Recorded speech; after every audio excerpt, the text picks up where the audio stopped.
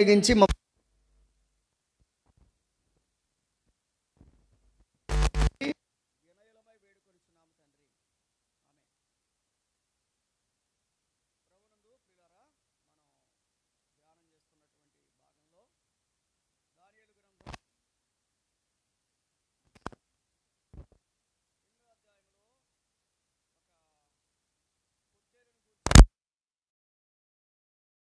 ధ్యానం చేశాం. ఆ పొట్టేలు మేకపోతు అవి చేసినటువంటి భయంకరమైనటువంటి యుద్ధం, అందులో పొట్టేలను మేకపోతు జయించినట్లుగా ఆ కొమ్మును కూర్చున్నటువంటి విషయాలు విన్నాం.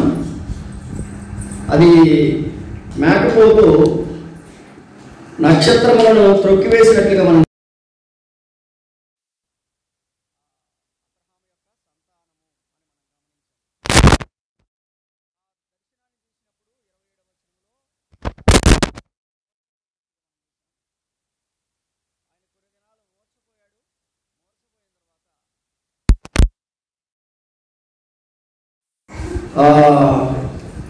పిమ్మట పుదురై రాజు కొరకు చేయవలసిన పని చేస్తూ వచ్చాడు అని రాయబడింది. కాబట్టి మనం కూడా ఈ రోజున రాజు కొరకు చేయాల్సినటువంటి పని, ఈ దర్శనాలన్నీ మనం చూస్తుండగా మనం రాజు కొరకై చేయాల్సిన పని చేయాలి.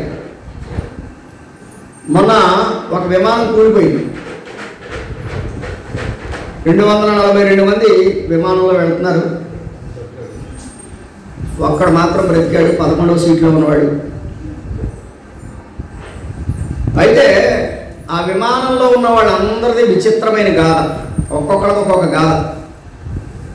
6 సంవత్సరాలుగా ఇంగ్లాండ్ దేశంలో డాక్టర్గా ఉంటున్నటువంటి ఒక ఆయన, ఈ దేశంలో తనకు 3 పిల్లలు, తన భార్య కూడా డాక్టరే. వీసా ఇవన్నీ అరేంజ్ చేసుకుని తన భార్యని తన పిల్లల్ని తీసుకుని ఒక కొత్త జీవితాన్ని ఇంగ్లాండ్ దేశంలో స్థిరంగా ప్రారంభించడానికి బయలుదేరాడు. ఇంగ్లాండ్ దేశానికి వెళ్ళడానికి లండన్కి బయలుదేరాడు. టేక్ ఆఫ్ అయిన 6 సెకండ్లలోనే, ఇంచుమించుగా 6 నిమిషాల వ్యవధిలోనే ఆ కుటుంబం కుప్పకూలిపోయింది. ఈ రోజున డెహ్రాడూన్ నుంచి కేదార్నాథ్కి వెళుతున్నటువంటి ఒక హెలికాప్టర్ కూలిపోయింది. 6 అక్కడికక్కడే. ఆ హెలికాప్టర్ కెపాసిటీ అంతే, పైలట్ దాంతోపాటు ఇంకొక 5 ఉంటారు అంతే, అంతకన్నా ఎక్కువ ఉంటారు. ఆ 6 కూడా చనిపోయారు. నిన్న గచ్చిబౌలి దగ్గర ఒక హై టెన్షన్ వైర్ తెగి రోడ్డు మీద నడుస్తున్న వాళ్ళ మీద పడితే అక్కడ ఉన్న కుక్కలతో పాటు అక్కడ ఉన్న మనుషులు కూడా మసైపోయారు అనమాట, ఒక 5-6. ఇవన్నీ దేనికి సంకేతాలు? మన జీవితం అల్పమైంది, మన ప్లాన్లు పెద్దవి, మన జీవితం ఏమో అల్పమైంది. మనం క్షణిక ఆవేశానికి తట్టుకోలేము. నా వెనక ఎంత ఉందో తెలుసా, నా వెనకాల ఎవడున్నాడో తెలుసా అంటాం. కానీ మన కూలిపోయిన విమానంలో గుజరాత్ రాష్ట్రానికి 2 సార్లు ముఖ్యమంత్రిగా చేసినటువంటి ఒక వ్యక్తి కూడా చనిపోయాడు. ఆయన వెనక ఎంతోమంది ఉన్నారు, ఆయనకి ఎంతో డబ్బు ఉంది, ఎంతో హోదా ఉంది, అని చనిపోయాడు. ప్రియమైన వాళ్ళారా, ఇది మనకు పాఠం. ఎందుకు పాఠం అంటే, ఈ విమానం వెళ్ళి డాక్టర్స్ చదువుకునేటువంటి హాస్టల్ మీద పడితే, డాక్టర్స్ చదువుకునే హాస్టల్ మీద పడితే 1:30 సమయం అప్పుడే పాపం డ్యూటీ నుంచి వచ్చి భోజనాలు చేస్తున్నారు పాపం డాక్టర్స్ అందరూ. ఆ దాంట్లో దూసుకుని వెళ్ళిపోతే 26 మంది డాక్టర్లు, అది వాళ్ళ కూడా సూపర్ స్పెషాలిటీ డాక్టర్స్ అంట, వాళ్ళందరూ కూడా చనిపోయారు. ఒక ఆయన అన్నాడు, ఆ మెతుకులే ఆఖరి మెతుకులు అవుతాయని వారికి తెలియదు. ఎయిర్ కండిషన్ రూము, చక్కగా మంచి హాస్టలు, పెద్ద విజన్స్ తోటి డాక్టర్స్గా వాళ్ళు మంచి భవిష్యత్తును ప్రారంభించబోతున్న వాళ్ళు. కానీ ఏమైంది, వారు చేసిన తప్పేంటి? మనం అనుకుంటాం కొన్నిసార్లు తప్పు చేస్తేనే చచ్చిపోతారని. కాదు, సమయం అయిపోతే వెళ్ళిపోతారు. అది గుర్తుపెట్టుకోండి. తప్పు చేస్తే చనిపోవడం కాదు, సమయం. అంటే దాని అర్థం ఏంటి? ఇప్పుడు హాస్టల్లో చదువుకున్న పిల్లలందరూ తప్పు చేశారా? కాదు కదా. దేవుడు వారికి అంతవరకే సమయాన్ని ఇచ్చాడు, అయిపోయింది. కొంతమంది అనుకుంటారు వీడేం తప్పు చేశాడు, వీడికి రోగం వచ్చింది అనుకుంటారు. నో, తప్పు చేస్తే రోగం రావడం కాదు, కావాలని తెచ్చుకునే రోగాలు కొన్ని ఉన్నాయి. అది కాదంటలేదు నేను. తప్పు చేస్తే రోగం రావడం, తప్పు చేస్తే చనిపోవడం కాదు. బైబిల్ ఒకటే చెప్పింది, పాపం వల్ల వచ్చు జీతము. కాబట్టి ప్రతి వారికి ఉంది ఆ మరణం. కానీ మరణించకముందే ఆ మరణాన్ని జయించి మనకు నిత్య జీవాన్ని ఇవ్వగలిగిన యేసు ప్రభువుని సొంత రక్షకునిగా అంగీకరించడం ఎంతైనా మంచిది. నేను మరలా చెప్తున్నాను, మనకున్న పేరు బలం, మనకున్న ఆస్తి బలం, మనకున్న ధన బలం మనల్ని కాపాడలేదు. ఆ దారిలో వెళ్ళిపోతున్న వాళ్ళ మీద హై టెన్షన్ వైర్ తెగిపోయి పడిపోవడం ఏంటి? వాళ్ళేం తప్పు చేశారు? ఆలోచన చేయండి. కాబట్టి కొంతసేపు కనబడి అంతలో మాయమయ్యే ఆవిరి వంటి జీవితం. ఈ జీవితాన్ని మనం లీడ్ చేస్తుండగా, ఈ జీవితాన్ని మనం నివసిస్తుండగా మనం చేయాల్సినటువంటి పని ఏమిటంటే, ఈ జీవిత కాలంలోనే ప్రభు మనకిచ్చిన ఈ అవకాశాన్ని వినియోగించుకొని రక్షణ పొంది నిత్యరాజ్యానికి మనమందరము వారసులం కావాలి.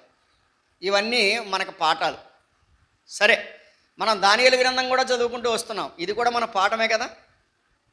రైట్.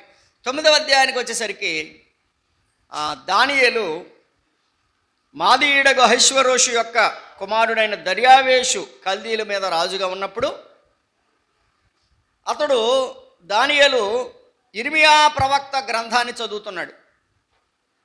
ఇర్మియా ప్రవక్త గ్రంథాన్ని చదువుతున్నాడు. అమ్మా విన్నారా? ప్రవక్త మరొక ప్రవక్త గ్రంథాన్ని చదువుతున్నాడు. అంటే ప్రవక్త చెప్పిన మాటల్ని జ్ఞాపకం చేసుకుంటున్నాడు.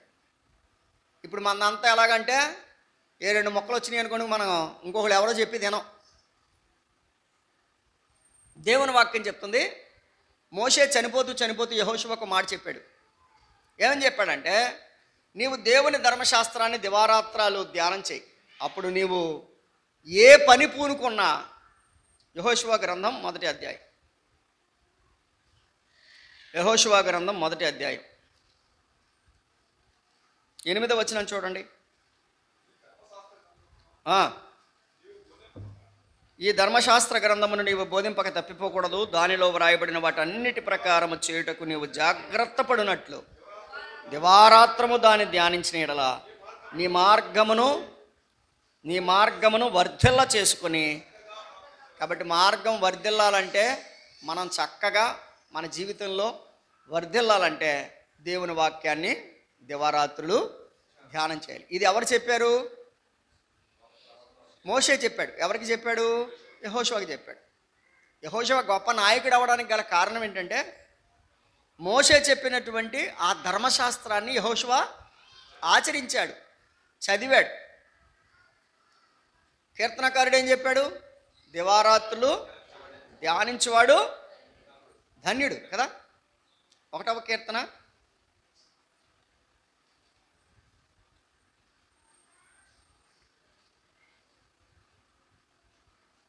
3 చూడండి, లేక 2 చూడండి.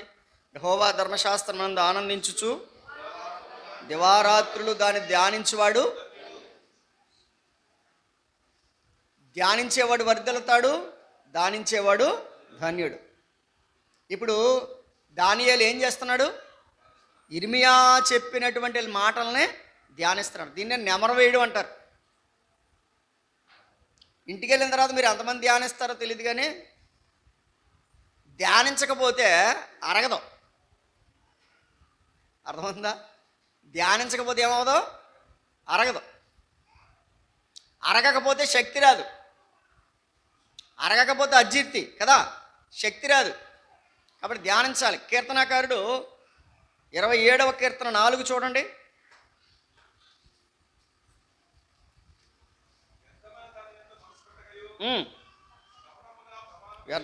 ఆ, 27:4 యెహోవా యొద్ద ఒక వరం అడిగి తిని నేను దానిని వెదుకుచున్నాను. యెహోవా ప్రసన్నతను చూచుటకును ఆయన ఆలయములో ధ్యానించుటకును నా జీవితకాలం అంతయో నేను యెహోవా మందిరములో నివసింపకొచ్చాను. అక్కడ ఏం చెప్పాడు? యెహోవా ప్రసన్నత చూచుటకు, ఆయన ఆలయములో ధ్యానించుటకు.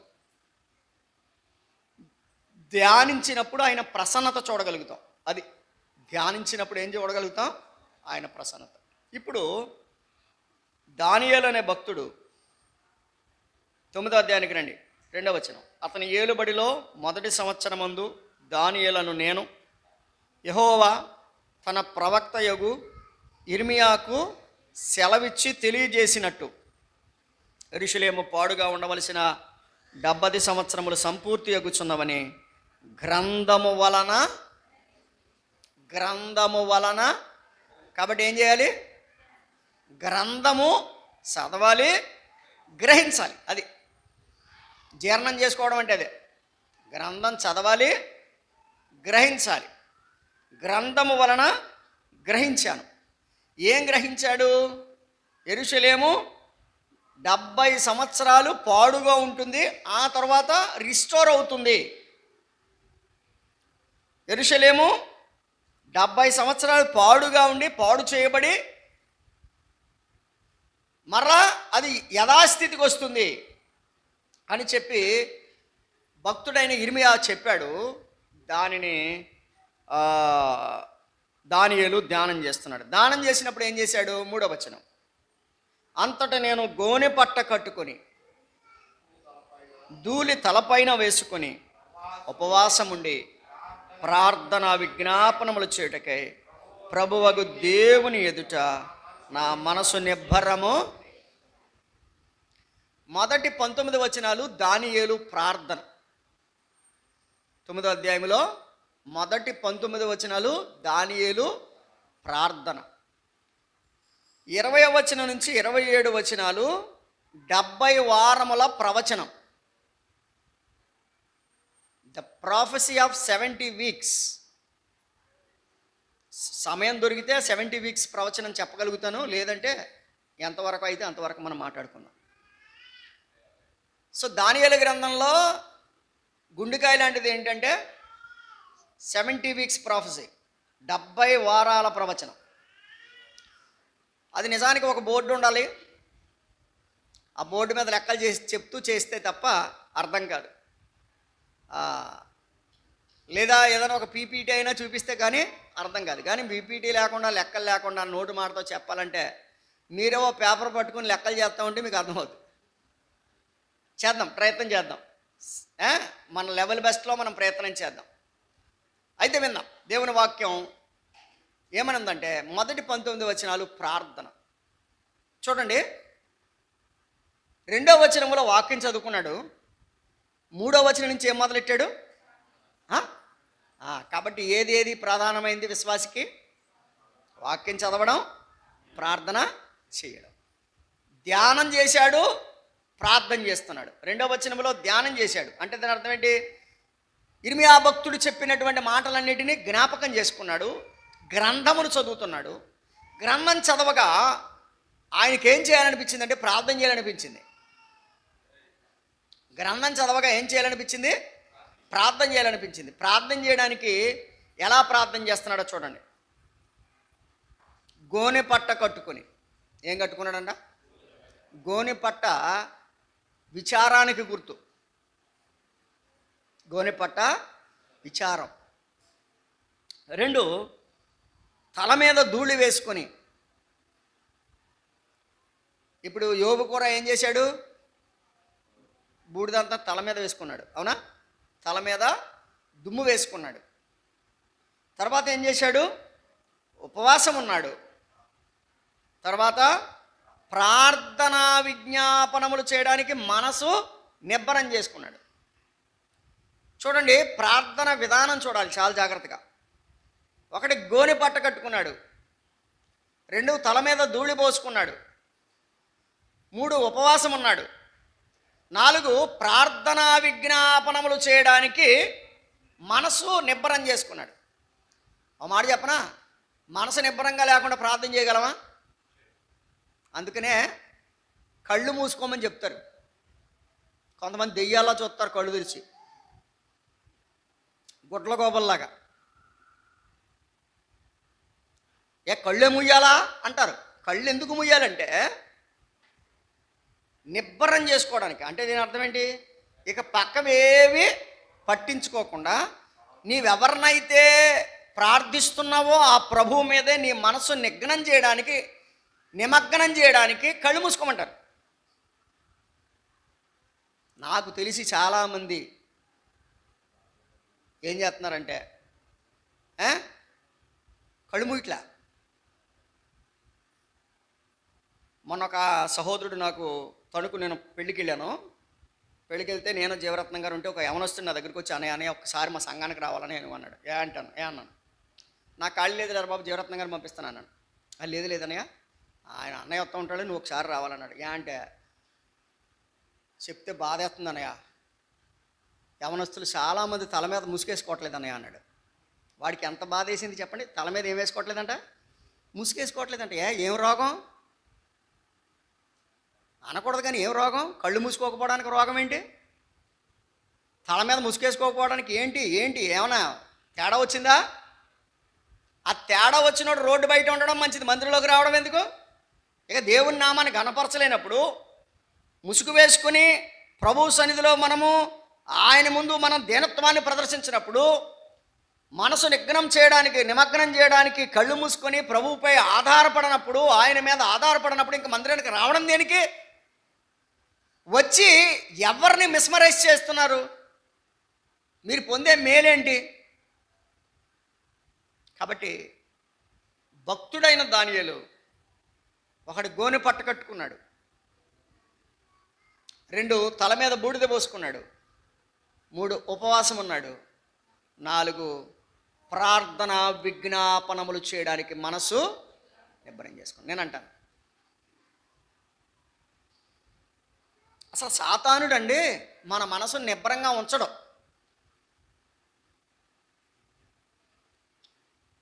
ఒకసారి మోకరించామనుకోండి, ఈ కాలు నొప్పి ఆటోమేటిక్గా ఏమైంది? మనసు కొంచెం తేడా వస్తుంది. ఇది మార్చుకునేటప్పటికి మళ్ళీ ఇది నొప్పెట్టి ఇలా చేస్తున్నాడు. అయితే వినండి, మనము ప్రార్థనలో డెప్త్కి వెళ్ళిపోతున్నాం అనుకోండి, ఈ పెయిన్స్ ఏవి తెలీదు, ఈ నొప్పులు తెలియదు. ఎందుకో తెలుసా? దేవుని సర్వశక్తి మన మీద కమ్ముకుంటుంది.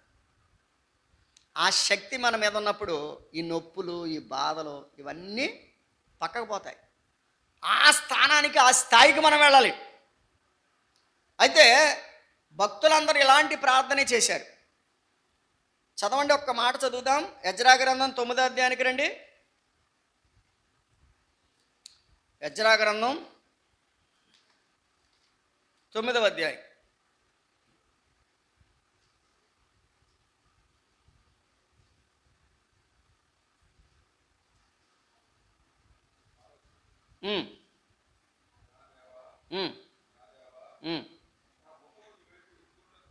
లేకపోతే మనము 3వ వచనం, నేను ఈ సంగతి విని 9:3, నేను ఈ సంగతి విని నా వస్త్రమును పై దుప్పటిని చింపుకొని నా తల వెంట్రుకలు, నా గడ్డపు వెంట్రుకలను పెరికి వేసుకుని విభ్రాంతి పడి కూర్చుండి, చెరపట్టబడిన వారి అపరాధము చూచి ఇశ్రాయేలీయుల దేవుని మాటకు భయపడిన వారు అందరూ నా యొద్దకు కూడి వచ్చిరి. నేను విభ్రాంతి పడి సాయంత్రపు అర్పణ వేళకు కూర్చుంటిని.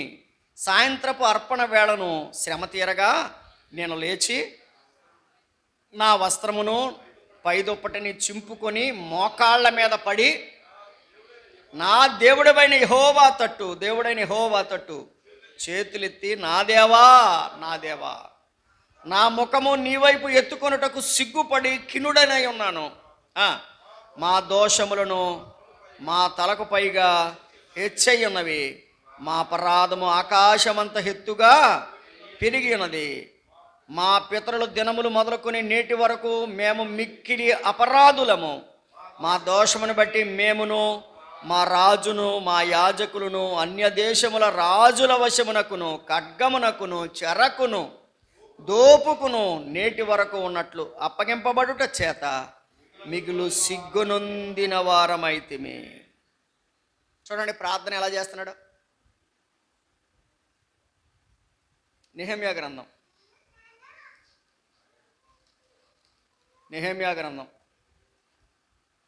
9వ అధ్యాయం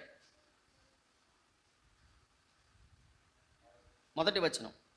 ఈ నెల 24వ దినమందు ఇశ్రాయేలీలు ఉపవాసముండి గోనె పట్టలు కట్టుకొని తల మీద ధూళి పోసుకొని కూడి వచ్చిరి. ఇశ్రాయేలీలు అన్యజనులందరిలో నుండి ప్రత్యేకింపబడిన వారై నిలవబడి తమ పాపమును, తమ పితరుల పాపమును ఒప్పుకొనిరి. మరియు వారు ఒక జాము సేపు తామున్న చోటునే నిలవబడి, జాము అంటే 3 గంటలండి, తామున్న చోటునే నిలవబడి తమ దేవుడైన యెహోవా ధర్మశాస్త్ర గ్రంథమును చదువుచూ వచ్చిరి. ఒక జాము సేపు తమ పాపములు ఒప్పుకొనుచు దేవుడైన యెహోవాకు నమస్కారము చేయుచూ వచ్చిరి. ఇక్కడ మీరు గమనించాలి, 6 గంటల మీటింగ్ అక్కడ. 3 గంటలేమో ధర్మశాస్త్రాన్ని చదవడం, 3 గంటలేమో పాపాలు ఒప్పుకుంటూ ప్రార్థన చేయడం. మనకి ఎన్ని గంటలు వద్దులండి, మనం చెప్పుకుంటే సిగ్గు. అన్ని గంటలు ఉండమని కాదు, కానీ మనం ఖాళీగా లేజర్గా ఉన్న టైంలోనైనా మనము ఈ ఎక్సర్సైజ్ చేయాలి. అంటే ఈ విధానాన్ని మనము పాటించాలి. కొంతమంది ఉపవాస ప్రార్థన చేస్తారు. ఎవరికి తెలియకుండా చేసినప్పుడు ఏం చేయాలంటే, కొన్ని గంటలు దేవుని వాక్యం చదవడానికి, కొన్ని గంటలు ప్రార్థన చేయడానికి. వాక్యం చదవడం, ప్రార్థన చేయడం, వాక్యం చదవడం, ప్రార్థన చేయడం, వాక్యం చదవడం, ప్రార్థన చేయడం, అలాగన గంటలు మనం గడపగలిగితే అది ఉపవాసానికి సార్థకత. అంతేగాని శుభ్రంగా కోతి ఉపవాసం చేసేసి,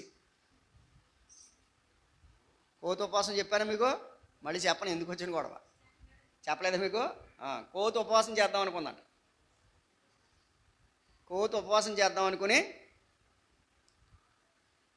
అంటే ఉపవాసం అంటే పొద్దునుంచి సాయంత్రం వరకు భోజనం చేయకూడదు కదా, సరే అని మడిగట్టు కూర్చుంది. ఈ లోపల ఆలోచన వచ్చిందంట, నేను పొద్దునుంచి సాయంత్రం వరకు ఉపవాసం చేస్తే చెట్లు ఎక్కలేను, కాబట్టి ఎందుకైనా మంచిదని ఒక అట్టికెల తెచ్చుకుంది, కోసుకు తెచ్చుకుందంట ఒక అట్టికెల.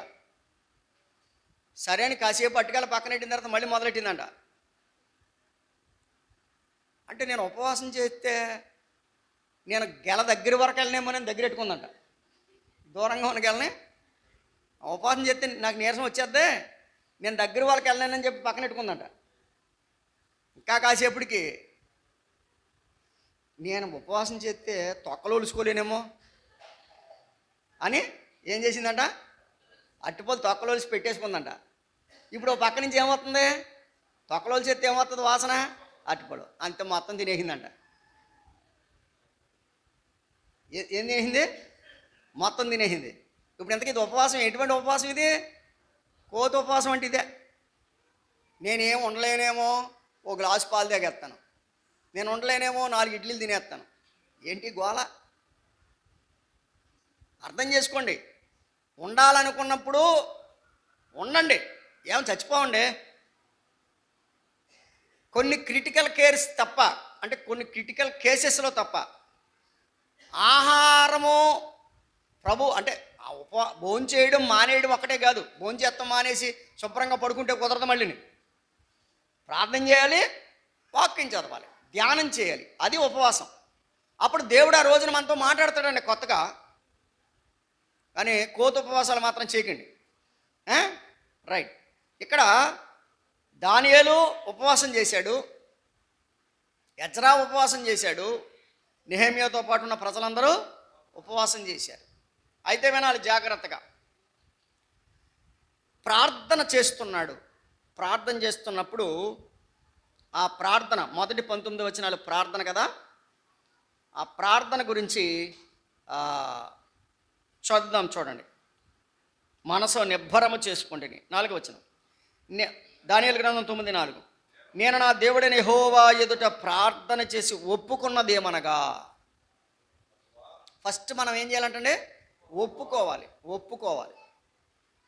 ప్రార్థన ఒప్పుకోకుండా చేసే ప్రార్థన దండగా. ఒప్పుకొని ప్రార్థన చేయాలి. బైబిల్ గ్రంథం చెప్తుంది తన అతిక్రమములు ఒప్పుకోవాలి. ఒప్పుకొని విడిచిపెట్టువాడు కనికరం. ఒప్పుకోవాలి, విడిచిపెట్టాలి. కొంతమంది ఒప్పుకుంటారు కానీ విడిచిపెట్టరు. జాగ్రత్త. ఒప్పుకొని ప్రభువా, మహాత్మ్యము కలిగిన బేకరుడగు దేవా, నీ ఆజ్ఞలను అనుసరించి నడుచువారి ఎడల నీ నిబంధనను నీ కృపను జ్ఞాపకం చేసుకున్నవాడా, మేమైతే నీ దాసులకు ప్రవక్తలు నీ నామమును బట్టి మా రాజులకును మా అధిపతులకును మా పితరులకును యూదయ దేశ జనులందరికీ చెప్పిన మాటలు ఆలకింపక. నీ ప్రవక్తలు మాటలు చెప్తూ వచ్చారు కానీ మేమేం చేయలేదు, ఆలకించలేదు. యెషయా గ్రంథం 39వ అధ్యాయం ఏమని చెప్పారు? యెషయా గ్రంథం 39వ అధ్యాయం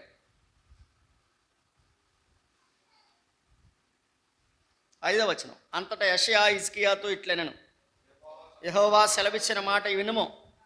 రాబో దినములలో ఏమీయూ మిగలకుండా నీ ఇంటనున్న సమస్తమును నేటి వరకు నీ పితరులు సమకూర్చి దాచిపెట్టిన అంతయు బబులోను పట్టణమునకు ఎత్తుకొని పోదురని సైన్యములకు అధిపతి యెహోవా యెషయా ప్రవక్త ద్వారా చెప్పాడు. నీ పితరులు సమకూర్చింది మొదలుకొని నువ్వేం సమకూర్చావో, నీ పితరులు ఏం సమకూర్చారో, ఈ సమకూర్చిందంతా ఎక్కడికి పట్టుకెళ్ళిపోతారు? బబులోను పట్టణానికి తీసుకొని పోతారు. ఇర్మియా గ్రంథం 25వ అధ్యాయం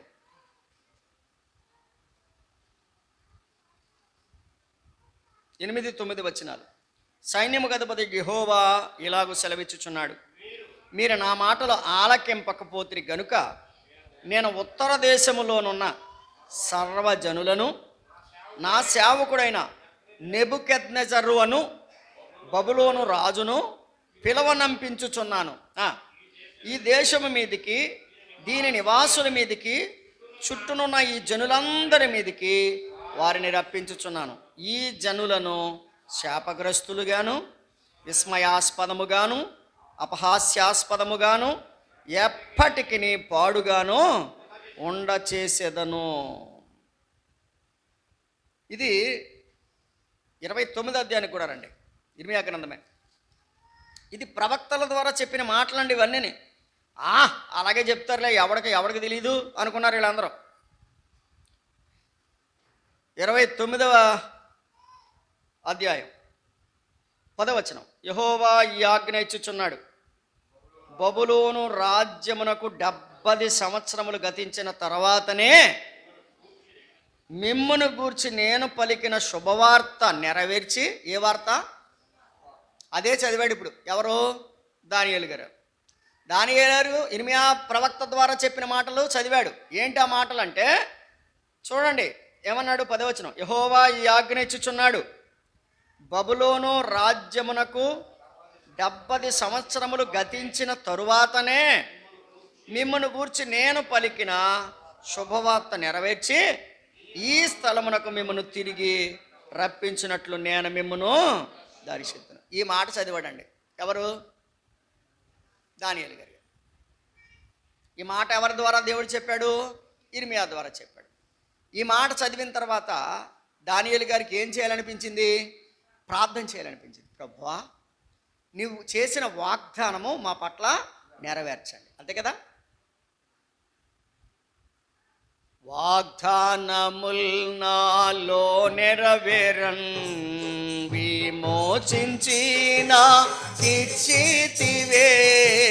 వాగ్దానముల్ నాలో నెరవేరన్ విమోచించిన ఇచ్చితివే.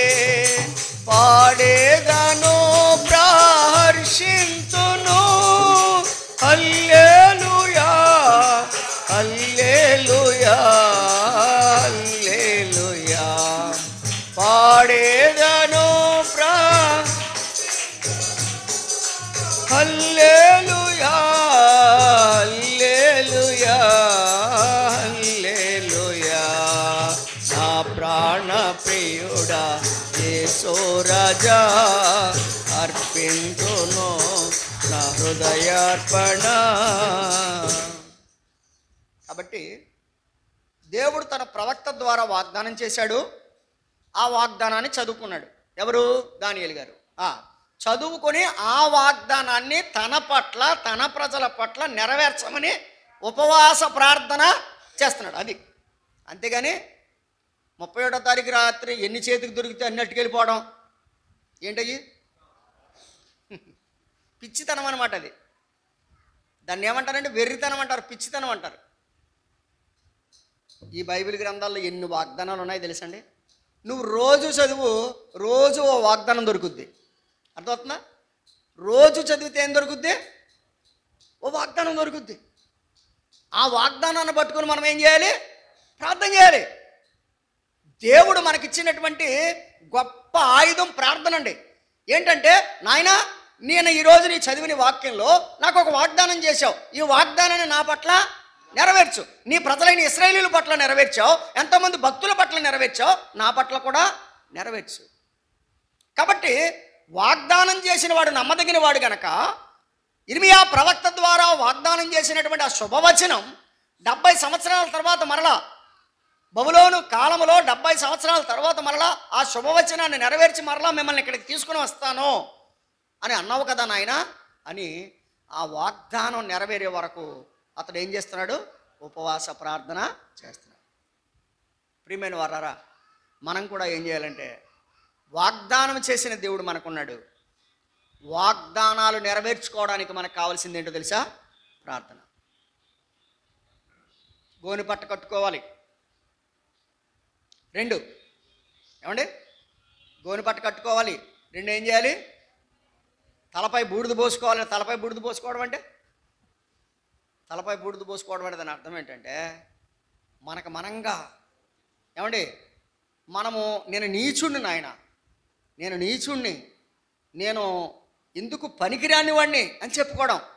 అయితే ఇప్పుడు తల మీద ధూళి పోసుకోవాల్సినప్పుడు అవసరం లేదు. అందుకని కొత్త నిబంధనలో చెప్పాడు, నువ్వు ప్రార్థన చేయనప్పుడు మీరు తలస్నానం చేయండి అని చెప్పాడు. ఇప్పుడు ధూళి పోసుకోవడానికి బదులు ఏం చేయాలి? తలస్నానం చేయండి. మనం వెళ్ళి నీ గదిలోనికి వెళ్ళి రహస్యమందు ఉన్న నీ తండ్రికి ప్రార్థన చేయాలి. రహస్యమందు చూచి నీ తండ్రి ఖచ్చితంగా నీకు సహాయము చేస్తాడు. ఇప్పుడు దానియేలు గారు చేసే పని అదే. మనసు నిబ్బరం చేసుకుని ఉపవాసం ఉండి, నాయన నీ భక్తుడు ద్వారా మా ఇశ్రాయేలు జనాంగానికి నీవు ఇచ్చిన ఆ వాగ్దానాన్ని నెరవేర్చు అని ప్రార్థన చేస్తూ అంటాడు, నాయన నువ్వు నీతిమంతుడువయ్యా. దేవా నీవెవరవు? నీవు నీతిమంతుడు. చూడండి 7వ వచనం, ప్రభువా నీవే నీతిమంతుడవు కదండి. మేమైతే సిగ్గు చేత ముఖ వికారము పొందిన వారము, మేము నీ మీద తిరుగుబాటు. దేవా నీవే నీతిమంతుడవు, నీవే నీతిమంతుడవు. చివరికంటాడు 9వ అధ్యాయం 19వ వచనానికి రండి. ప్రభువా ఆలకింపుము, ప్రభువా క్షమించుము, ప్రభువా, ఆలస్యము చేయక చెవియొగ్గి నా మనవి చిత్తగించుము. నా దేవా, ఈ పట్టణమును ఈ జనమును నీ పేరు పెట్టబడినవే, నీ ఘనతను బట్టియే నా ప్రార్థన వినుమని వేడుకోండి. నీ ఘనతను బట్టే మా ప్రార్థన విను నాయనా. నాయనా, మా ప్రార్థన ఆలకించు, మమ్మను క్షమించు, ఆలస్యం చేయక చెవియొగ్గు, చిత్తగించి ఈ పట్టణము ఈ ప్రజలందరూ నీ పేరు పెట్టబడిన వారే గనక నీ ఘనతను బట్టియే నా ప్రార్థన విను. ఇది దానియేలు చేసినటువంటి ప్రార్థన. అయితే జరిగింది ఏంటంటే 20వ వచనం, నేను ఇంకా పలుకుచు ప్రార్థన చేయొచ్చు పవిత్ర పర్వతము కొరకు, అనగా పవిత్ర పర్వతం అంటే యెరూషలేమని, పవిత్ర పర్వతము కొరకు నా దేవుడైన యెహోవా ఎదుట నా పాపమును నా జనుల యొక్క పాపమును ఒప్పుకొనుచు నా దేవుని విజ్ఞాపన చేయుచుంటిని. ఏం చేస్తున్నాడు? విజ్ఞాపన చేస్తున్నాడు. ఇంటికి వెళ్ళిన తర్వాత ఈ ప్రార్థన అంతా చదవండి, 19 వచనాలు. మీకు ప్రార్థన ఎలా చేయాలో, ప్రార్థనలో మనం ఏమేమి ఉపయోగించాలో ఇందులో మనకి లభిస్తాయి. అలాగే నెహెమ్యా గ్రంథం 9వ అధ్యాయం, ఎజ్రా గ్రంథం 10వ, ఎజ్రా గ్రంథం 9, నెహెమ్యా గ్రంథం 10, ఈ అధ్యాయాలు మీరు చదువుకుంటే మనకి 9 అధ్యాయాలు చదువుకుంటే ప్రార్థన ఎలా చేయాలో, ఎలాగనో మనం ప్రభు మీద ఆధారపడాలో అర్థమవుతుంది. జరిగింది ఏంటంటే ఇంకా ప్రార్థన చేస్తున్నాడంట. ప్రార్థనలోనే దేవుడు జవాబు ఇచ్చేశాడు. చూడండి 21వ వచనం, నేను ఇలాగున మాట్లాడుచు ప్రార్థన చేయుచుండగా, ఏమండి ప్రార్థన చేయుచుండగా అంటే దాని అర్థం ఏంటి? ప్రార్థన అయిపోయింది, ఇంకా అవలేదు. ప్రార్థన ఇంకా ముగించలేదు. ప్రార్థన చేయుచుండగా మొదట నేను దర్శనమందు చూచిన అతి ప్రకాశమానుడైన గబ్రియేలును ఆ మనుష్యుడు సాయంత్రపు బలి అర్పించు సమయమున నాకు కనబడి నన్ను ముట్టాను. సాయంత్రపు బలి సమయమున నాకు కనబడి నన్ను ముట్టాను. ఇప్పుడు చెప్పండి, ప్రార్థనలో దేవుని తాకిడి. ప్రార్థన చేస్తూనే ఉన్నాడు. ప్రభు ఏం చెప్పి పంపించాడు? సమాధానం పంపించాడు. గబ్రియేలు దూతను పంపించి, గబ్రియేలు దూత ద్వారా తాకాడు, ముట్టి అంటాడు, సాయంత్రపు బలి సమయం అన్నాడు కదా. ఏ బలి సమయం? సాయంత్రపు బలి సమయం. ఇక్కడ ఒక సంగతి గుర్తుపెట్టుకోండి, మనము దేవుని సన్నిధానానికి మనం వెళ్ళాలంటే ఖచ్చితంగా బలి చాలా ప్రధానమైంది. ఏది ప్రధానమైంది? బలి. ఇశ్రాయేలీలకి ఉదయ బలి, సాయంకాలపు బలి ఉంటుంది.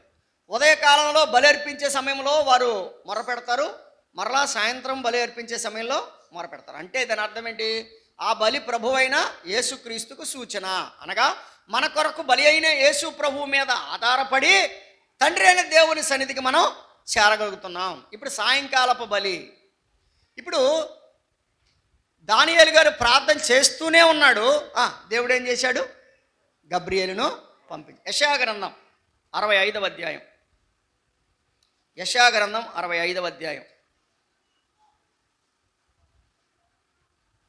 65వ అధ్యాయం 24వ వచనం, వారికి ఇలాగున జరుగును, వారు వేడుకొనక మునుపు నేను ఉత్తరం ఇచ్చేదను, వారు మనవి చేయుచుండగా నేను ఆలకించెదను.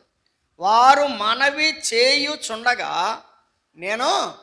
వారు వేడుకొనక మునుపు నేను ఉత్తరం ఇస్తాను.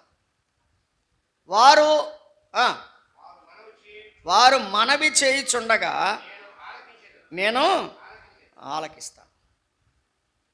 దానియేలు గారు మొర్ర పెడుతూనే ఉన్నాడు. అమ్మా, మనందరికీ ఇది చాలా అవసరం అండి. ఈరోజు తగ్గింది ఏంటంటే ఇదే తగ్గింది, నాతో సహా చెప్పుకోవాలా. చెప్పుకుంటేనే ప్రభు క్షమిస్తాడు. మనకందరికీ తగ్గింది ఏంటి? ప్రార్థన. మొర్ర పెడుతూ ఉండగా దేవుడు గబ్రియేలుని పంపించాడు. ఏమన్నాడు ఇక్కడ యెషయా గ్రంథం 65లో ఏమన్నాడు? వారు వేడుకొనక మునుపు నేను ఉత్తరం ఇస్తాను. వారు మనవి చేయుచుండగా. లూకాసు వార్త 18వ అధ్యాయం. లూకాసు వార్త 18వ అధ్యాయం 7వ వచనం. లూకాసు వార్త 18వ అధ్యాయం 7వ వచనం.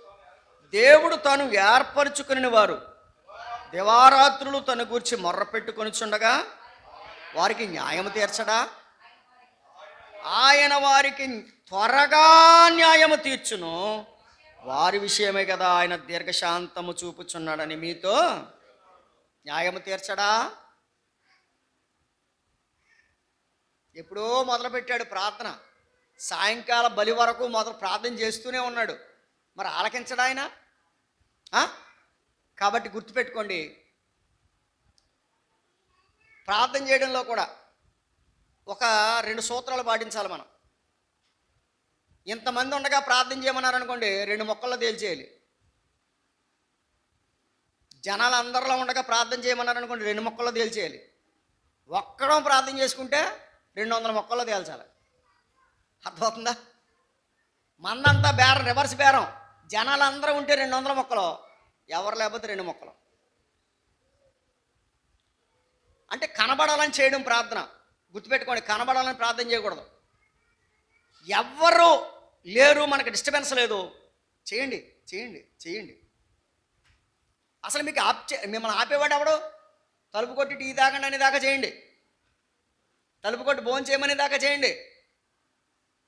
అప్పుడైతే లోపలికి వెళ్ళి తలుపేసి బట్టలు ఆరిపోతున్నాయో లేదో, వర్షం వచ్చేస్తుందేమో, ఇవన్నీ వచ్చేస్తాయి మనకి జ్ఞాపకాలు. అవునా కదా? అప్పుడేమో చిన్న ప్రార్థన చేస్తాం. జనాలందరూ ఉండగా ఏంటంటే ఆదికాండం 1వ అధ్యాయం 1వ వచనం నుంచి ప్రకటన గ్రంథం 22వ అధ్యాయం 21వ వచనం వరకు మొత్తం అన్నీ చెప్పేస్తాం. ఎవరికి కావాలండి ఇది? దీన్నే పరిచయల ప్రార్థన అంటారు. శంకర ప్రార్థన ఏంటి? దేవా పాపినైన నన్ను. అంటే 10 మందిలో ఉండగా మనము చాలా క్లుప్తమైన ప్రార్థన చేయాలి. ఒకసారి నీకు చెప్పానేమో, ఒకసారి నన్ను సభల నిమిత్తం వర్తమానాన్ని పిలిచారు, నేను వెళ్ళాను. నాకంటే ముందు ఒక ఆయనకి సహోదరులు తిమోతి గారు వర్తమానం ఇచ్చే ముందు ఒక ఆయన ప్రార్థన చేస్తారని ఒక ఆయన పిలిచారు. ఆయన 20 నిమిషాలు ప్రార్థన చేశాడండి. ఎన్ని నిమిషాలు? 20 నిమిషాలు. నాకు ఇంచుమించుగా ప్రసంగం టైం 45 నిమిషాలు. 20 నిమిషాలు పోతే ఇంకెంత ఉంది? 25 నిమిషాలు. నేను అన్నాను 25 నిమిషాలే చెప్తాను నేను అని అడిగి పెద్దలను అడిగాను, నీకు ఎప్పుడైనా ప్రార్థన ఇచ్చారా మీ సంఘంలో అని అడిగాను. లేదని అన్నాడు. అంటే మొత్తం తీర్చేసుకున్నాడు ఇవాళ, అంతేగా? ఏం చేశాడు ఇవాళ? మొత్తం తీర్చేసుకున్నాడు. ఎవరి మీద? మీ మీద, నా మీద, అందరి మీద కసి తీర్చేసుకున్నాడు. కసి తీర్చుకోవడానికి ప్రార్థన ఏంటండి? ఈ పిచ్చి అంటే దయచేసి వినాలి. ప్రార్థన అని అన్నప్పుడు వినండి, వాక్యం కొరకు ప్రార్థన చేస్తారంటే, ప్రభువా నీ దాసుడు నీ వాక్యమును ఎత్తబోతుండగా నీ దాసునికి మాకు కావలసిన సహాయాన్ని అనుగ్రహించండి, వాక్యాన్ని మాకు విడిచి వడ్డించండి, మాకు మేలు కలిగించమని యేసు ప్రభు నామములో అడుగుతున్నాను తండ్రి, ఆమెన్. ఫినిష్. లేదా పలానా వాళ్ళకి అనారోగ్యంగా ఉంది ప్రార్థన చేయమన్నారంటే వారి కోసం ప్రార్థన చేయాలి. అది మనం ఒంటరిగా చేస్తున్నప్పుడు నువ్వు ఎన్ని కోణాల్లో చేసుకుంటావు నీ ఇష్టం. ఎన్ని కోణాలు అంటే ఏంటి? నువ్వు రాజ్యుల కోసం, అధికారుల కోసం ప్రార్థన అందరి కోసం చేయొచ్చు. కాబట్టి ఇక్కడ గమనించండి, ఇక్కడ అతడు ప్రార్థన చేస్తూ ఉండగా దేవుడు ఏం చేశాడు? అందుకని అన్నాడు, ఆయన మీకోసమే కదా దీర్ఘశాంతం వహిస్తున్నాడు చెప్పాడు. చూడండి 18వ అధ్యాయంలో ఏమన్నాడు? 8వ వచనం, ఆయన వారికి త్వరగా న్యాయము తీర్చును కదా. ఎలా తీరుస్తాడు? త్వరగా న్యాయం తీరుస్తాడు. వారి విషయమే కదా ఆయన ఏం చేస్తున్నాడు. కాబట్టి మనము ప్రార్థన చేయాలి. ఇశ్రాయేలీయులకి 2 బలులు ఉంటాయని చెప్పాను కదా, ఉదయ బలి, సాయంకాల బలి. నిర్గమాకాండం 29వ అధ్యాయం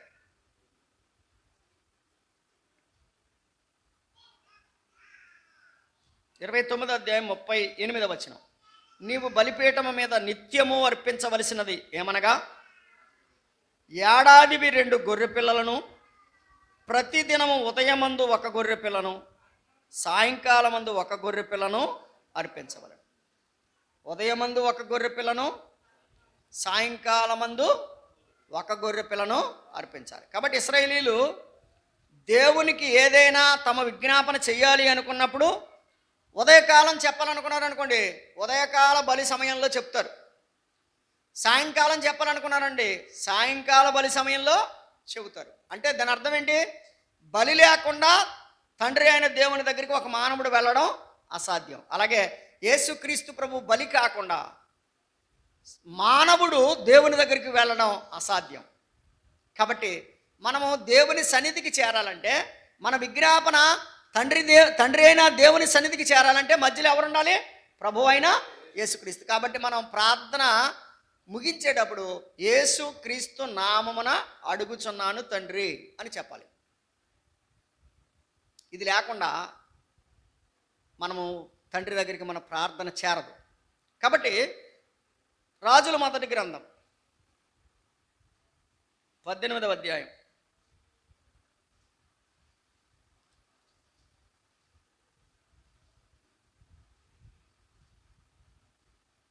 36వ వచనం చూడండి.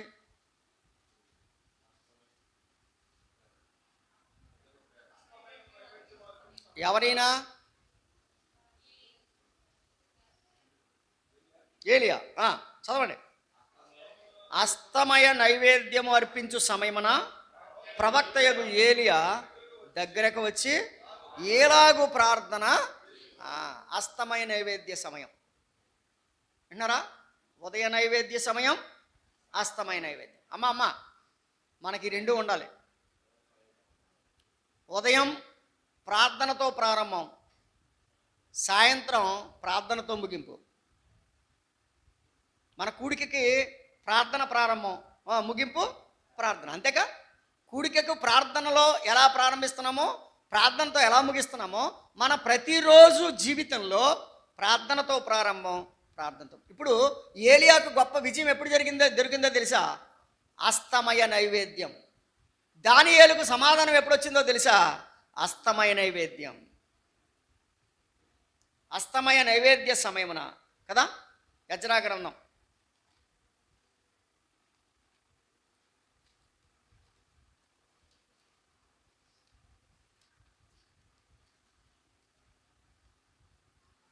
9వ అధ్యాయం 5వ వచనం. సాయంత్రపు అర్పణ వేళ. చాలు. ఏది? సాయంత్రపు అర్పణ. అయ్యా, ఇప్పుడు మనం ఉదయకాలం ఒక అర్పణ, సాయంత్రం ఒక అర్పణ అర్పించాల్సిన అవసరము లేదు. ఎందుకు? మన కొరకు నిత్యమైన బలిగా యేసుక్రీస్తు ప్రభువారు అర్పించబడ్డారు. కాబట్టి నీ ఉదయం ప్రార్థన చేసినా, సాయంత్రం ప్రార్థన చేసినా బలి అయిపోయిన యేసు ప్రభు మీద ఆధారపడి తండ్రి దగ్గరికి వెళ్ళడమే. నాయన, మా కొరకు బలి అయిన యేసుక్రీస్తు నామమున నీ దగ్గరకు వస్తున్నాం. హెబ్రీ పత్రిక రండి. హెబ్రీ పత్రిక 10వ అధ్యాయం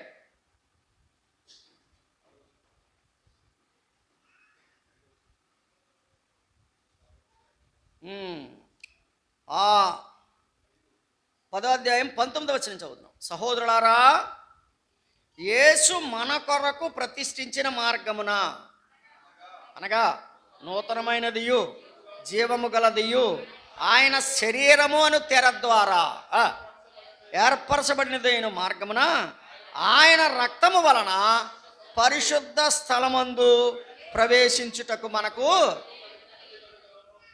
ధైర్యము కలిగి ఉన్నది గనుక. విన్నారా? ఇప్పుడు ఉదయ బలి, సాయంత్రపు బలి ఈ రోజున మనకి ఏమి గుర్తు చేస్తుందంటే, మన కొరకు బలి అయిన యేసు ప్రభు. ఇప్పుడు మనము ఎవరి ద్వారా తండ్రి దగ్గరికి వెళ్ళగలుగుతున్నాం? చూడండి, అక్కడ ఏమనుంది? ఆయన రక్తము వలన పరిశుద్ధ స్థలమందు ప్రవేశించుటకు మనకు ధైర్యం. వినండి, ఇశ్రాయేలీలు తండ్రి అయిన దేవునికి మొర్రపెట్టాలంటే ఏమర్పించాలి? బలి అర్పించాలి. బలి అర్పించకుండా దేవుని దగ్గరికి వెళ్ళే ధైర్యం ఎవరికి లేదు. ఉదయకాలం మంది కానీ, సాయంకాలం మంది కానీ. ఇప్పుడు నేను అంటాను, మనమందరము దేవుని దగ్గరికి వెళ్ళే ధైర్యం మనకు ఎలా వచ్చిందంటే, మన పక్షంగా మన ప్రభు అయిన యేసుక్రీస్తు ఏమయ్యాడు? బలి అయిపోయాడు. కాబట్టి ఇప్పుడు మనము ఆయన ద్వారా, ఆయన రక్తం వలన దేవుని సన్నిధికి మనము చేరగలుగుతున్నాం. రండి ఇప్పుడు దానియేలు గ్రంథానికి రండి. ఇది పూర్తిగా అవ్వదు కానీ ఈ రోజున ఒక వచనం చదువుకొని మనం ముగించుకుందాం. 9వ అధ్యాయం 22వ వచనం. అతడు నాతో మాట్లాడి ఈ సంగతి నాకు తెలియజేసి ఇట్లనెను, దానియేలు, నీకు గ్రహింప శక్తి ఇచ్చుటకు వచ్చి తిని, నీవు బహుప్రియుడవు గనుక నీవు విజ్ఞాపన చేయ ఆరంభించినప్పుడు, అమ్మా మిమ్మల్ని అంటున్నారా, నువ్వెప్పుడైతే ప్రార్థన చేయడానికి మొదలు పెట్టావో, విజ్ఞాపన చేయ ఆరంభించినప్పుడు ఈ సంగతిని నీకు చెప్పుటకు వెళ్ళవలెనని ఆజ్ఞ బయలుదేరను. కావున ఈ సంగతి తెలుసుకొని నీకు కలిగిన దర్శన భావము గ్రహించు. నువ్వు ఎప్పుడైతే మొర్ర పెట్టడం మొదలు పెట్టావో అప్పుడే దేవుడు నన్ను పంపించేశాడు అన్నాడు. అంటారా? నువ్వు మోకరించినప్పుడే దేవుడు నన్ను పంపించాడు. ఎందుకో?